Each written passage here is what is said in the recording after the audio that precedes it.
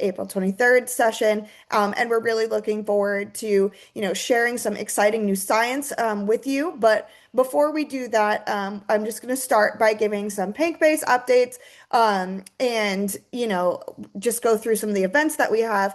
But this webinar series is specifically designed to give you new updates about data, user interface, and hear from the science that is going on in the background of our resource.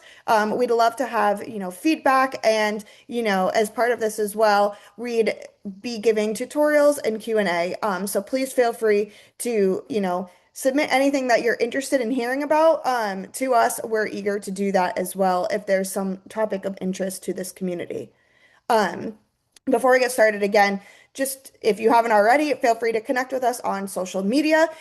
We have LinkedIn, Twitter, Blue Sky, etc. And we'd be happy to have you join us there at all of these different accounts, just so you could get live, up-to-date updates right to your main page, in addition to, joining our newsletter and items like that. So please feel free to connect with us. We'd happy to have you on all of these different social medias.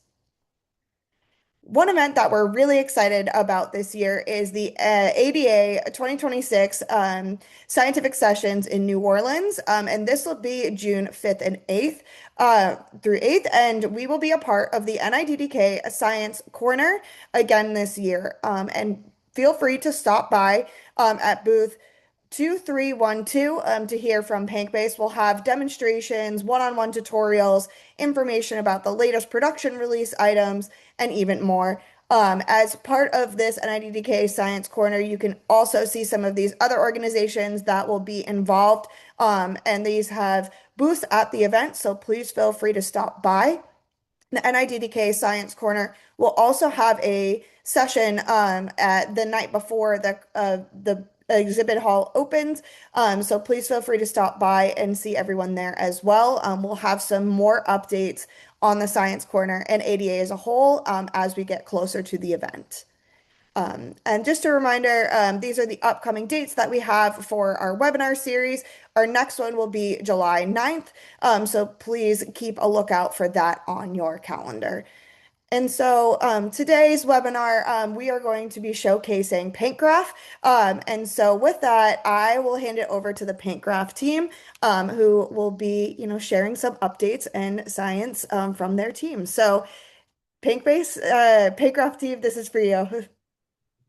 Thank you so much, Mackenzie, for the introduction. It's a great opportunity to describe the knowledge graph part within PanKbase project. So this is can you go to the that is let me pop the slides. Can people see the slides? Yes, thank you. Perfect. So I want to emphasize this is a team effort. So in total, we have so many. Here I just list the MPIs, but we also have a number of amazing trainees. We work together to build a PanKbase data system, and we also have the knowledge graph within this. This is the amazing team, the trainees within this project. First, what is a knowledge graph? So knowledge graph is just a new data organization structure. So essentially, it uses a graph to represent the data knowledge. So essentially, it has node and edges represent the relation. And what makes knowledge graph unique is it also allow attributes or features on the node and edges. For example, here we have a node that for gene CFTR, we have properties associated with the gene, and we also have the relation. And for some time, the relation can also have properties. Why we need a knowledge graph? First, it's really more intuitive representing the knowledge. So on the left-hand side is the same knowledge graph I just showed you. It includes 5 nodes.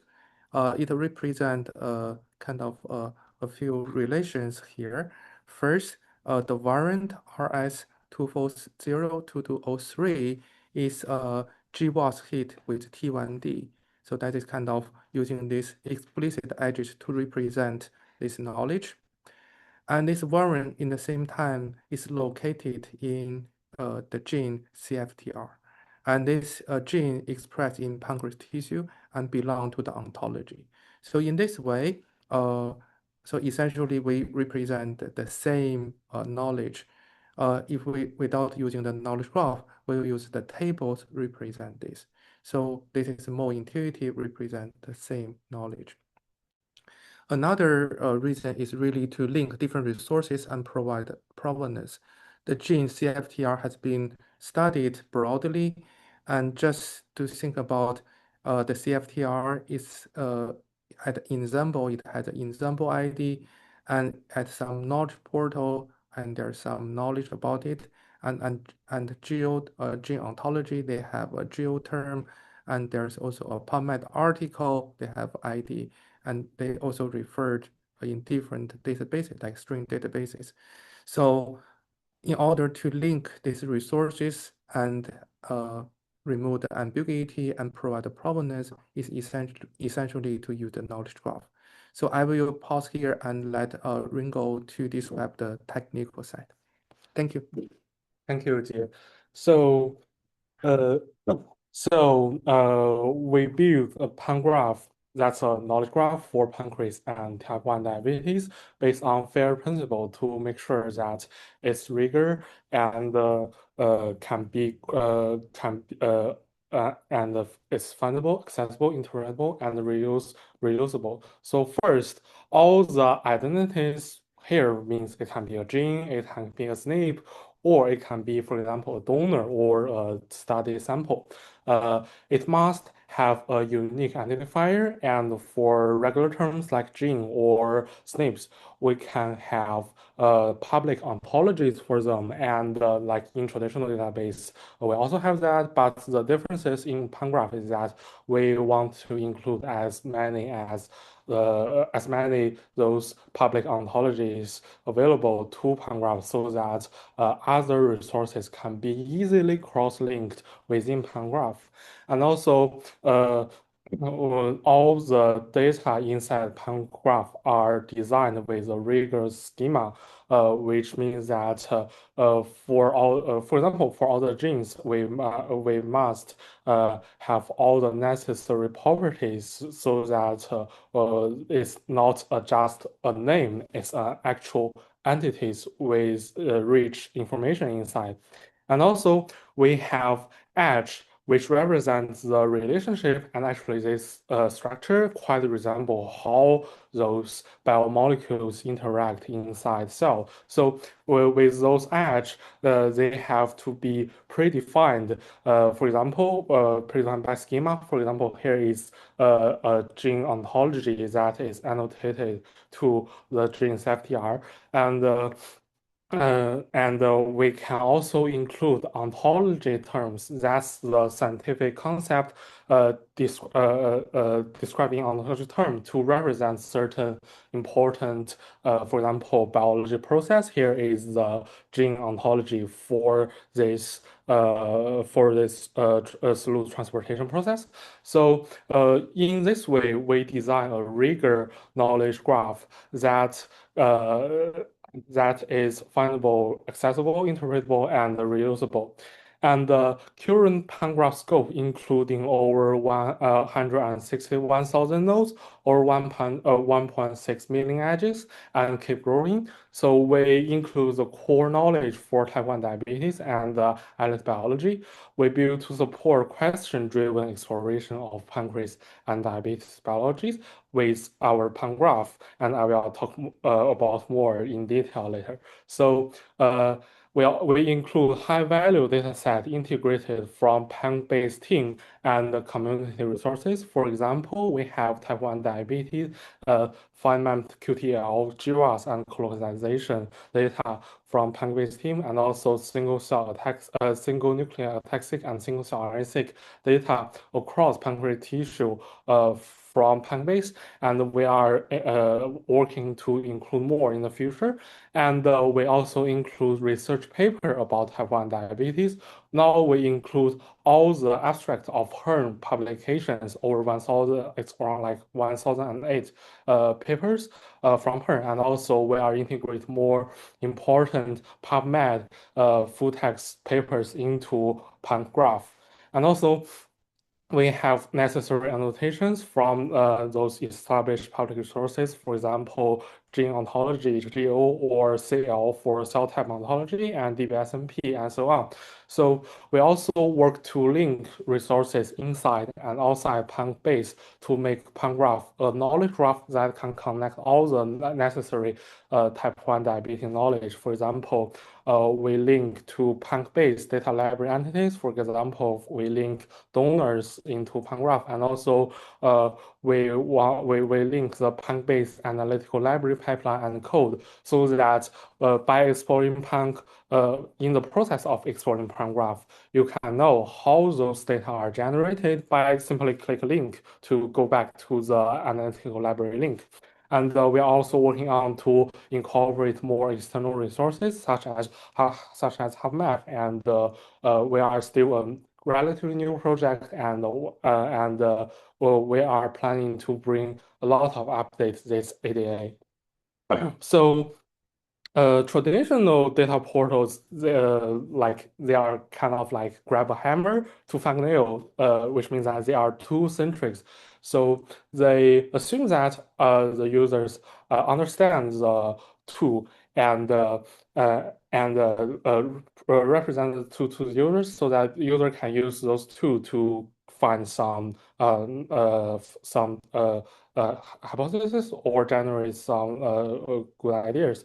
However, for PanKgraph, we want to build a question-driven database, which means that we are not doing something like we have those tools and we grab them together. Instead, PanKgraph is built driven by questions. We will think about what question can we answer and find the necessary resources to link them to PanKgraph, so that we are pushed by questions instead of pushed by developing more tools. And here is our PanKgraph web. So you can type pangraph.org to go to PanKgraph right now to try it. So this is our landing page with our main visual to show our idea of link resources together. And for now, we are starting, because we are like in the very early stage of our program. So we are starting with some predefined question templates. You can choose one you are interested in to explore the PanKgraph. And also we provide other access methods, for example, API access for more experienced user. And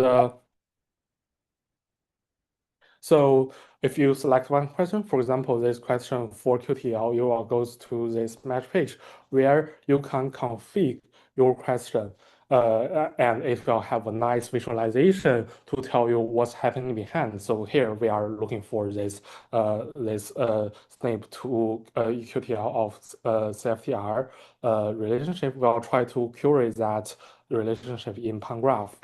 And here is initial results. Well, we have so many CFTR QTLs inside PanKgraph, and they are categorized into 4 categories. And here we get 3 pancreatic splicing QTL, and you can decide which you are more interested in by looking at those statistics. And we also have like a default ranking, so that we rank those more important in front. So if you are not the QTL expert, you can still like click the first link and go to the most important QTL here. So here is our result page.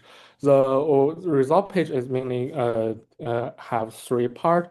One is the AI overview, where we use large language model to summary key information from PanKgraph to answer that question. And also we have this graph viewer, which is an interactive knowledge graph viewer that you can, for example, hover on this node, and then you can see all the necessary information from this panel. And we tried our best to include as much information as possible, so that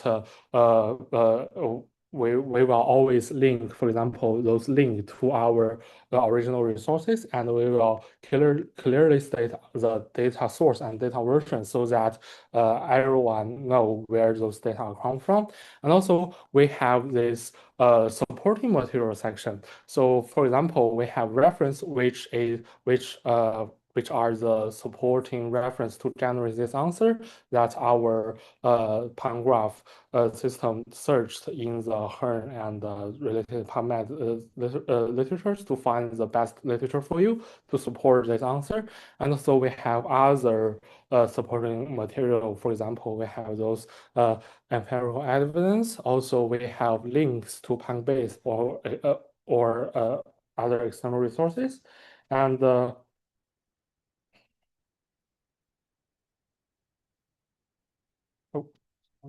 and our large language model will summarize the knowledge graph we curate.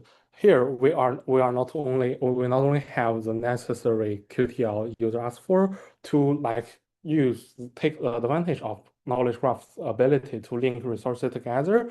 You can see we also curate the effector gene for the CFTR, so that if you are interested in this part, you can explore more and by simply hover on this edge to see the original annotation, and also you can ask follow-up questions. And for all the AI's answers, they are answered question based on our curated knowledge graph, not based on those random online materials, so that we make sure the AI summary is credible. And also we make sure that we always show the necessary reference so that our large language model explanation are based on actual references. And for those for more experienced user, we also have API access. For example, by taking advantage of knowledge graph, we can create very complex queries that traditional database cannot. For example, here I'm interested in this experiment in this question about identify all variants linked to gene in inflammatory response pathway that expressed in human pancreas. So through API access, you can write really complex cipher to start with the variant and find the correct gene that have expression in the cell type you want, and also check and also filter gene based on if they are inside the inflammatory response pathway. And result, we have 194 variants about 3 genes. So in this way, we can do very complex query with our PanKgraph API, and for those understand Neo4j query, it can help them to identify a very complex mechanism. And for the future direction, we are working on to bring agent to PanKgraph to enabling natural language queries, so that user can ask whatever they want, not just those template questions, so that our agent will help you to write those complex cipher. I know it's really difficult to write such complex cipher. So our agent will help you to write those cipher and do those complex query to you. And also we are working on to try to include some analytical libraries so that we can do those analysis for you. I know that our PanKbase single-cell RNA-seq object is really big, and many may don't have resources to host and analysis for that. And also, we have evidence with provenance. We want to keep all the answer tied to its original source, and we want to improve cross-link with other NIDDK resources to bring more resources together. That's the core idea of PanKgraph. We want to link resources together, and also we want to connect PanKgraph to external knowledge bases and APIs so that in the future it can answer more questions with credible evidence to support them. And that's all for my part of introduction. And after that, I will do a live demo so that you can really understand what's behind the PanKgraph. And is there any question for now? Okay, so I think I'm going to start with a live demo. So here is our landing page.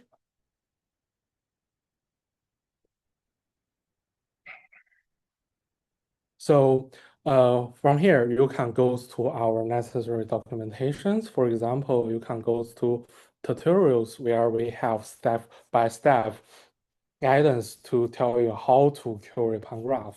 And also, we have this data statistic page where all the data source and the necessary pipeline code are linked here so that you can always trace back to the source of all the node and edges inside PanKgraph. And we also have API available, and here is the documentation for that API if you are familiar with Neo4j. And here you can select a question you want to ask. For example, maybe let's ask a basic question about expression. So you can either tap your gene of interest, or I will try the simplest demo, for example, insulin. So here the visualization tells you that we are trying to query insulin expressed across pancreatic cells. So so there's a lot going behind. For example, we are writing Neo4j queries, and now we have the GraphView ready to present our knowledge graph necessary information to you, and you can simply hover to look at what you are interested in. For example, here is the physical interaction record from BioGrid, and also we have very detailed gene annotations here. For example, we also have like some data that is transformed into knowledge graph format so that you can know the raw data that we use to generate the AI's overview on the left. And for here, we have a reference, and it's from a oh, yeah. So it's from a real publication, not a random hallucination. We always make sure that those literature are valid. And also we have this empirical evidence where get you to PanKbase single cell browser where you can explore the insulin expression volume plot. It takes some time in the PanKbase analytical library because we have really huge data inside. And here, as you can see, for example, necessary volume plots and UMaps so that you understand the expression of insulin across cell types.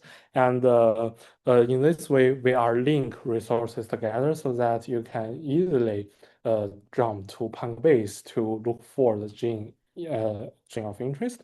And also we have like necessary PanKbase link about the pipeline. How did we generate those data that we used to answer this question? And also necessary external links.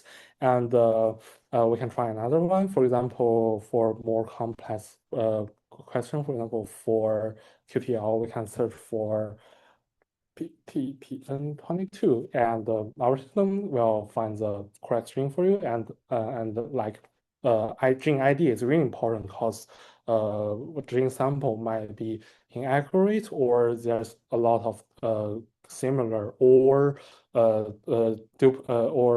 old version of gene samples that may cause some problem. But with latest gene ID, for example, example ID, you can always get the correct gene you want, and we can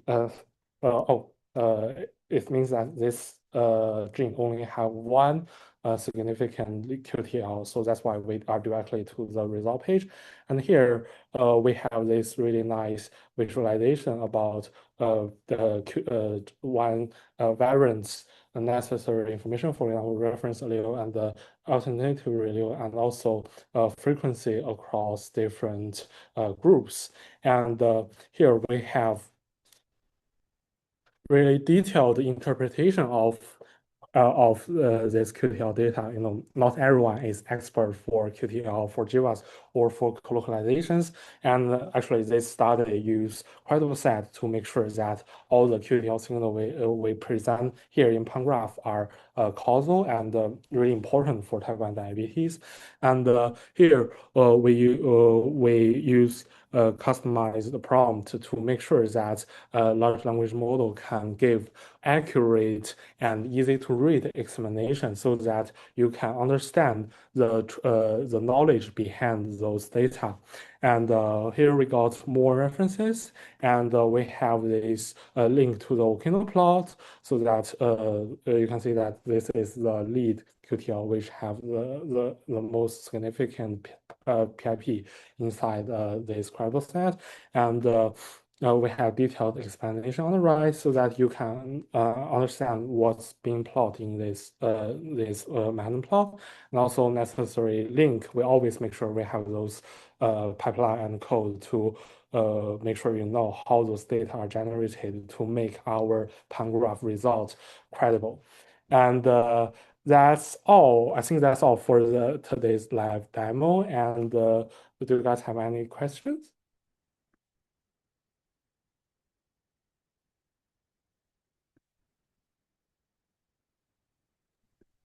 Thank you so much, Ringo. That was fantastic. And thank you to Jay as well for introducing this effort, and to your whole team.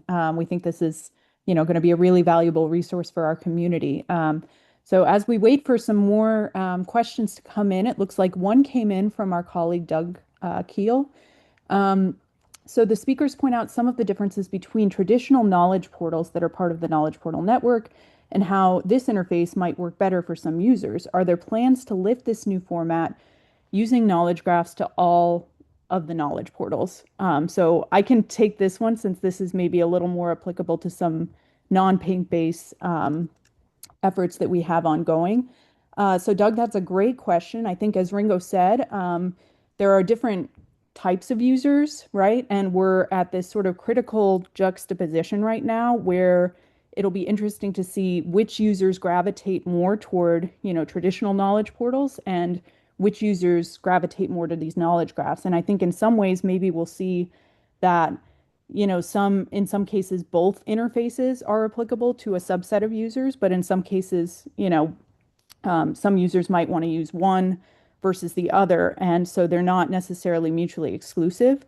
That said, what Ringo just described to you is a massive undertaking, right? Developing this sort of an interface is not just sort of an easy liftover from a traditional knowledge portal to develop something that's, a knowledge graph with complete provenance and all the other features that Ringo just described. So I think from the Knowledge Portal Network's perspective, we are doing similar sort of knowledge graph efforts in some of our programs, but not all. So one of them that we've started with is within the Common Fund Data ecosystem.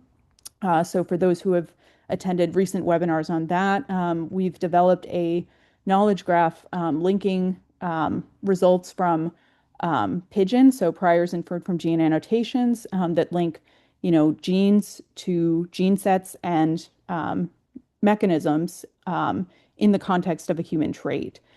So we've applied that, it's sort of a statistical genetics knowledge graph, and we baked that into an interface that's available to users through the Common Fund data ecosystem. So that's one example where we've been piloting this and been, getting feedback from users who are experimenting with it and seeing how we can improve that interface so that we can decide, if it's something that we want to apply more systematically across other resources. Also within the CFDE, specifically, there are other knowledge graph efforts more broadly. So I can put some links to some of those in the chat in case folks want to check those out and, try them out, compare, contrast. And we'd love to hear from you to see what you think of all these efforts, right? Try PanKgraph, try some of these, and then see what you like, what we can all improve on, and how we can apply these more systematically. So here's CFDE Reveal. And then I'll put the links to a couple of other, or just the names of a couple of the other CFDE knowledge graphs in case other folks are interested in trying them out and letting us know what you think of them. So thank you, Doug. That was a great question. And thank Ringo, you. what are your thoughts sort of more systematically on, the types of users that you've seen using a more traditional system versus a knowledge graph? So yeah, it's really an excellent question, and good to see that CFDE have more knowledge data portals with knowledge graph. And I think like the most important point is that today our research field get deeper and deeper. It's really difficult for any researchers to understand all the fields. So if so. It's always nice to know how those tools are used, but like with agentic AI and the large language model nowadays, it's like apparent. It's like someone with average knowledge on like general biology field can access those very complex tool with the help of agentic AI and the large language model, so that I think in the future we want to make sure that all those complex tools are available for users and also accessible for users with, for example, some questions to start. So that's why we want to build this question-driven database, and I think it's going to be take the trend and help to improve the user experience for PanKbase. Yeah. Great. Thanks, Ringo. Yeah, that's great. I guess while we're waiting for other questions to trickle in, I have another one for you, Ringo. So, how does PanKgraph compare to other knowledge graph efforts that are ongoing? So I just mentioned, one that, we're working on within CFDE, for instance, but there are other large consortia that are working on knowledge graphs. So how does PanKgraph compare and contrast to some of those other efforts? Sure, that's a great question. And our lab are also developing a lot of knowledge graph. For example, we have like first genomic knowledge graph available called genomic knowledge base, and also we have first genomic literature knowledge base available. So they are kind of like the prototype of PanKgraph. So we are really experienced in developing developing knowledge graph. And for the PanKgraph, we focus on type 1 diabetes and pancreas knowledge. So we have exclusive information from data processed by PanKbase. For example,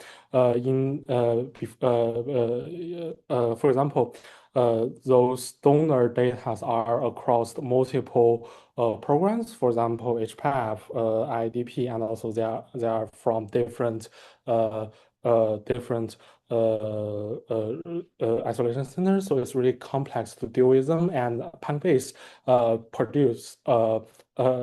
have rigorous QC and pre-processing to produce the PanKbase single-cell RNA-seq object, and we extract knowledge from those data to put them inside PanKgraph, where no one else, there's simply no other similar knowledge available right now, so that we use our unique data to contribute unique knowledge into PanKgraph. And also we have QTL and JIVAs from PanKbase team, specifically Steve Labs. They are really expert in QTL field, so that those unique data, those unique knowledge are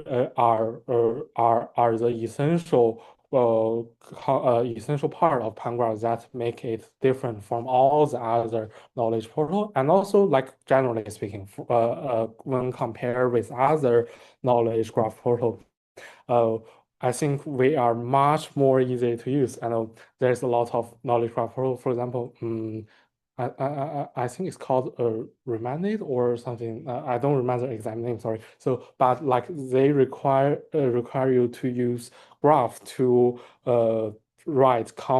use graph to build very complex query, or they request you to know how to write Neo4j cipher or Sparkly cipher, and those are really complex and hard to learn. So in PanKgraph, we organize all of those data within questions, so that user only need to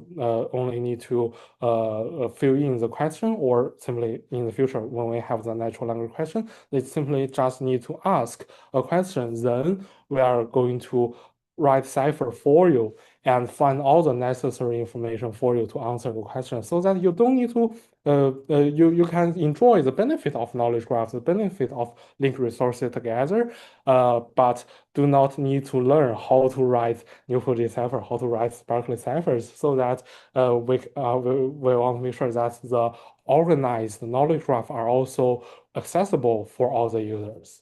Yeah. Great. Thank you, Ringo. There is another question in the Q&A from Amanda Huber. Hi, G and Ringo. Great presentation. With the advent of agents and agentic AI, I would love to hear more about how you plan to integrate PanKgraph with an AI agent. So yeah, it's a really excellent question. So, as I said, we are working on to add agent layer to PanKgraph. First, it's more about using natural language question to do all the queries, so that our agent will first summarize and make sure understand your question and organize them into a more complete question, and also write necessary Neo4j queries, so that we can find necessary information without having to write cipher manually.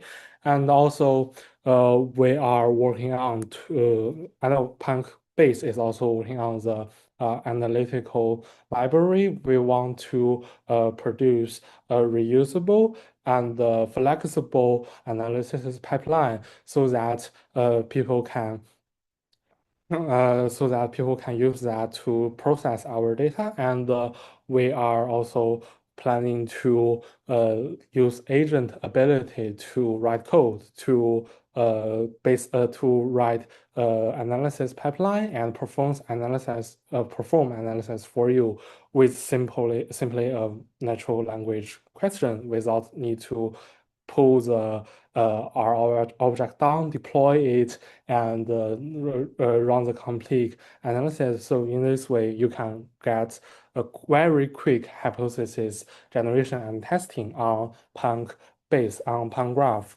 platform. But like there's still a lot going on to make that happen. We have a really complex and huge single-cell RNA-seq data from different resources, and they are like in nature heterogeneous. So we have with PanKbase data and metadata working groups and platform working groups, we are working together to make sure that we can have the responsible and accurate and good analytical pipeline so that in the future we can run those analyses live on PanKbase, on PanKgraph. Yeah, I think that's our plan for the agentic AI for PanKgraph. Yeah. Great, thank you. If there's any other questions, please feel free to use Q&A, the chat. If you want to raise your hand, I can take you off of mute as well. We're really eager to see what else people are wondering about.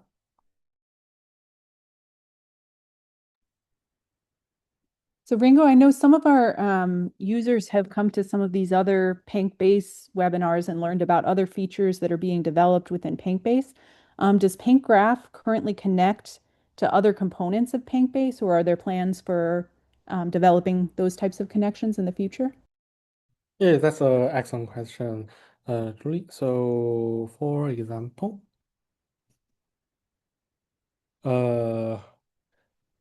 first, like in the statistics section, we have all the pipeline code uh, from available in the PanKbase, and also like from here you can here. Oh, sorry, here. Oh, you can jump to the corresponding uh, analysis set from PanKbase so that you know which which data it is.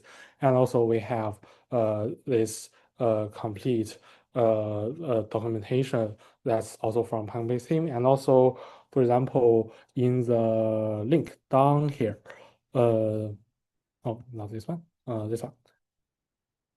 Yeah, you can go to integrated cell browser to, for example, explore this gene of interest if you want. And also, like as I showed, we have fully configured jump to volume plot page that you can will help you, will redirect you to the correct link so that you can, as I showed, to explore uh, the corresponding gene and directly explore all the amazing visualizations in PanKbase. And yeah, as I showed, if you jump directly from the PanKgraph answer, it's much faster than type and config here. So it's like a more integrated user experience so that you can start from our question, our answer, and then by clicking the link, then you go to this page where all the fields are configured that you can directly see the result you want to see. Yeah.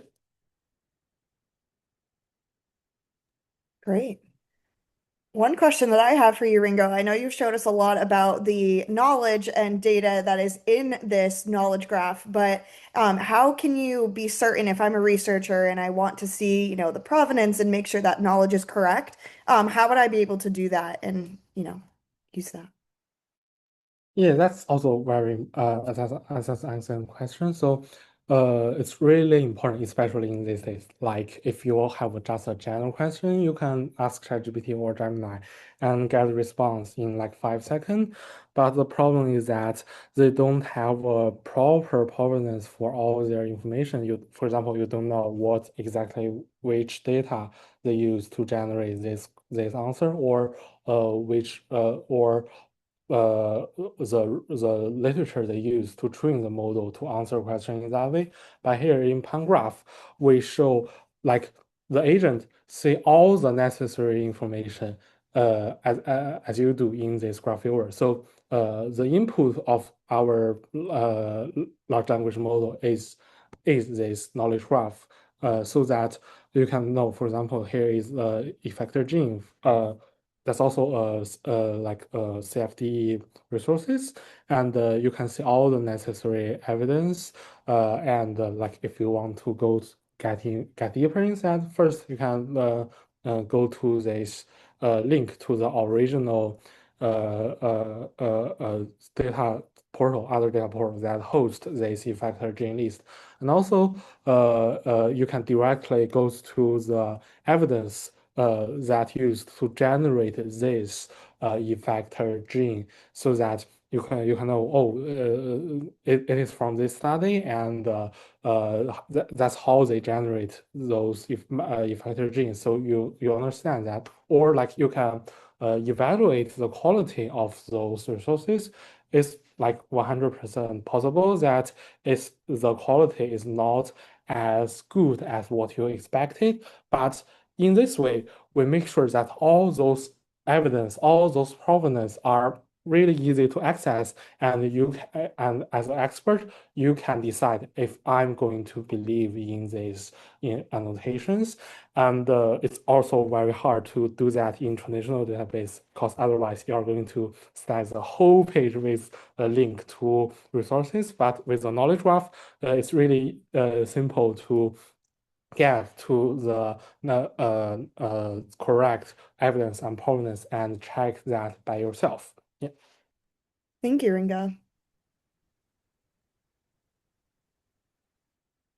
Ringo, as we're waiting for comments, and questions to trickle in, I know in the past we've had some users who, weren't able to attend the webinar today or think of something, after today's webinar. Is your team sort of, in a very fixed path of developing PanKgraph, or do you want to work with the community to do it? And if the latter, how could people get in touch with you to do that?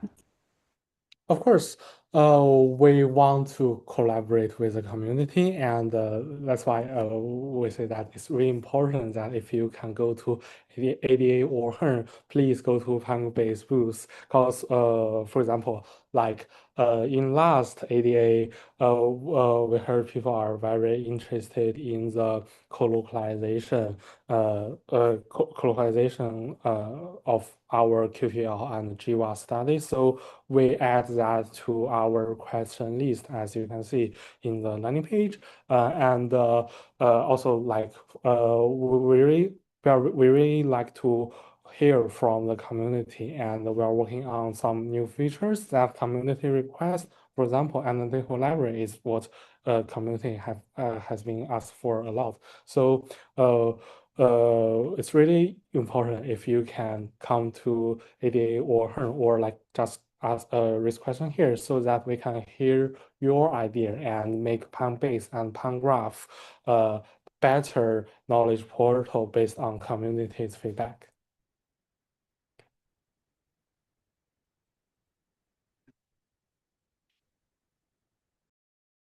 And I'll also add to, oh, Julie already added that. That's great. I was going to put in our help email. If you have any other questions or concerns, you can email us at help@pancbase.org, and it will get to, our team members so we can share feedback that way as well.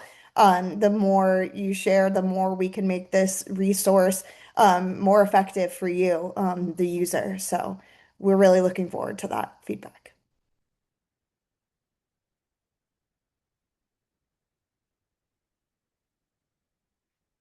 All right. Any last questions that we have for Ringo?